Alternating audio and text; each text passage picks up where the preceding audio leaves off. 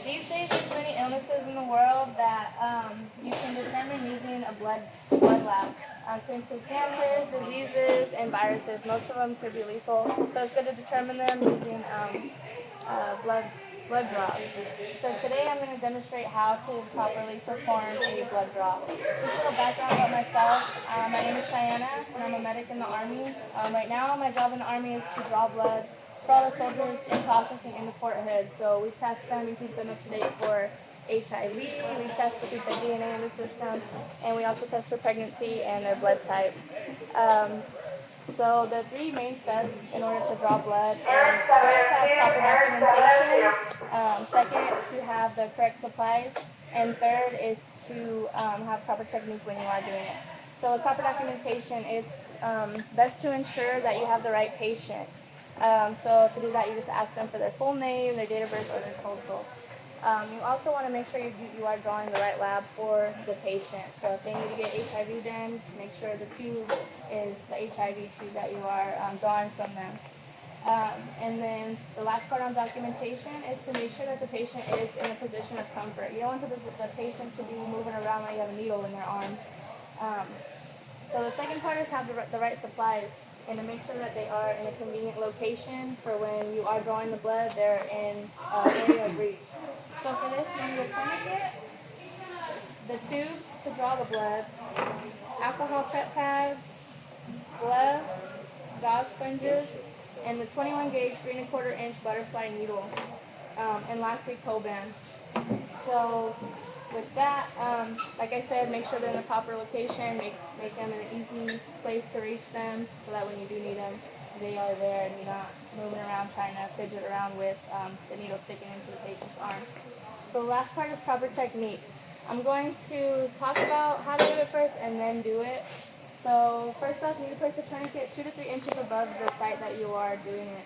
Typically, I like going for the other side of the elbow, which is called the antecubital fossa, but I'm just going to say elbow just to make it easier, so I don't want to keep saying it over and over again. So the tourniquet would be 2 to 3 inches. So for the patient that I have, I would be drawing the blood here. So the tourniquet, I just measure this is about 1 inch, 1, 2. So I place the tourniquet here. Once I do that, I put on my gloves, clean the area, grab the needle, stick it in. It's important with the needle, you want to go the direction of the vein. So if this is your vein, you don't want to be stabbing it this way. You want to be going towards the direction that the vein is. And you're going to be going at a 30 to 45 degree angle into the vein and advance until you see a flash. Now the flash is this area. Once you do get into the vein, it'll turn black or it's actual blood. If you don't get blood, that means you're not in the vein. You're going to have to fish around and actually try to find the vein, which isn't comfortable for the patient, but it's the patient's pain and not my pain. So that's how we kind of go by pain. And if you go through the vein, you'll know because you'll get the flash, but then you'll start seeing a hematoma, which is the blood bubbling underneath the skin. That you'll know when you do pop through the vein because the patient is going to make you aware of it. But like I said, it's the patient's pain and not whoever's doing the blood draw. So with that, you're going to, once you do get the vein, you're going to keep it in there and then put the proper tube. This is vacuum sealed, so once you do puncture it, it's going to draw the blood out of the vein. So it's good to have a tight hold on that so it'll help you pull it out to make the process a little bit quicker. So you're not sitting there with the needle in your arm forever. And from there, you'll place the gauze pad over it, take the needle out, have the patient hold the pressure, wrap it up with Coban. So now I'm going to show you guys how to properly perform a blood draw. Alright, so I have my patient. I already verified the tube. So say I'd be testing for HIV. So I'm going to place my gloves. You don't want to know? Alright, so I have my patient, and I'm going to apply the tourniquet.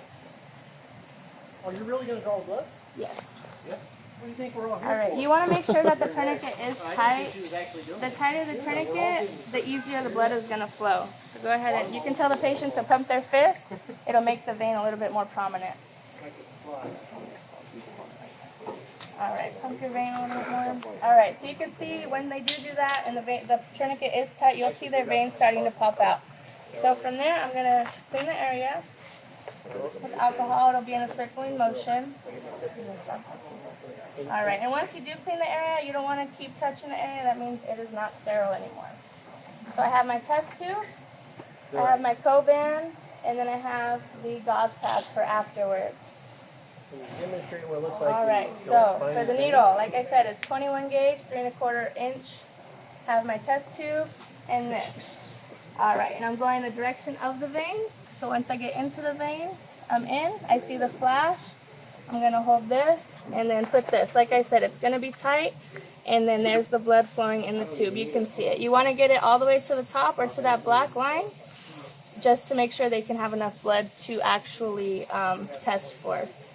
And then throughout this, you want to make sure the patient is doing okay. So you would ask your patient, how are you doing? Excellent. Doing good. So you remove the tourniquet, take it off. Now the blood is full, so you just pop this off. No blood, the patient's not scared, and you have that over that and pull the needle out. Have the patient hold pressure. Make sure this goes up so you're not poking yourself, and wrap the area with Coban.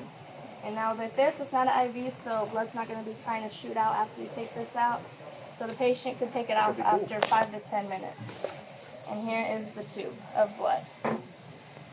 So from there, we are done and we've properly performed a blood draw.